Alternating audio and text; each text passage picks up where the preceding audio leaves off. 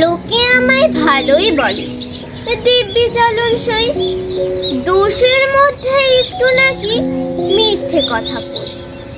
ঘাটশিলাতে যাওয়ার পথে ট্রেন ছুটেছে যখন, মায়ের কাছে বাবার কাছে করছি বকম বকম।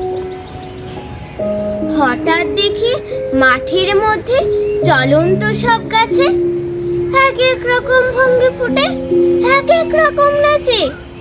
হুমা, দেখো নৃত্যনাট্য। যেই বলেছি আমি, মা বকে দেয়, বড্ড তোমার বেড়েছে ফাজলামি। চিড়িয়াখানার নাম জানো তো? আমার সেজো মেশর আদর করে দেখিয়েছিলেন পশুরাজের কেশর। কদিন পরে চুন খসানো দেয়াল জুড়ে একই সেই অবিকল সেই রকমই মূর্তি যেন দেখি। ক্লাসের মধ্যে যেই বলেছি সুরঞ্জনার কাছে, জানিস আমার ঘরের মধ্যে সিংহ বাঁধা আছে।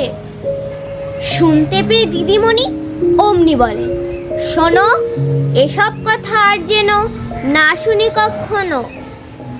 বলি না তাই সেসব কথা, সামলে থাকি খুব।